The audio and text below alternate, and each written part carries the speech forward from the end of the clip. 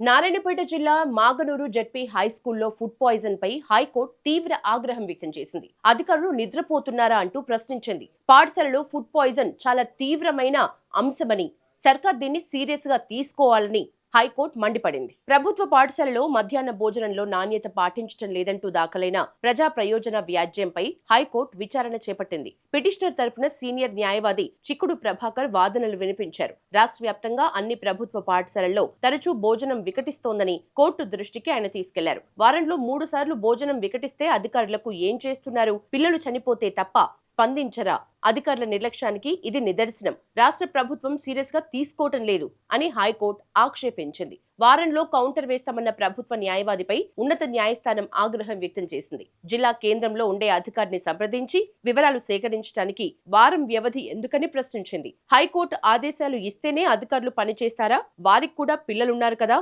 మానవతా దృక్పథంతో వ్యవహరించాలి. నాన్ బెయిలబుల్ వారెంట్ జారీ చేస్తే 5 నిమిషాల్లో హాజరవుతారు అని హైకోర్టు వ్యాఖ్యానించింది. తదుపరి విచారణను న్యాయస్థానం సోమవారానికి వాయిదా వేసింది. మాగనూరు హైస్కూల్లో మధ్యాహ్న భోజనం వికటించి 50 మంది అస్వస్థతకు గురై వారం రోజులు కాకుండానే అదే పాఠశాలలో మళ్లీ 29 మంది విద్యార్థులు అస్వస్థతకు గురి కావటం కలకలం రేపింది. మంగళవారం మధ్యాహ్నం భోజనం తిన్న విద్యార్థుల ఇళ్లకు తిరిగి వెళ్తున్న సమయంలో వాంతులు చేసుకున్నారు. ఉపాధ్యాయులు వారిని స్థానిక పీహెచ్సీకి తరలించి చికిత్స చేయించారు. 29 మందిలో 7 వెంటనే కోలుకోగా మిగిలిన 22 మందిని మక్తల్ ప్రభుత్వ హాస్పిటల్ కి తరలించారు.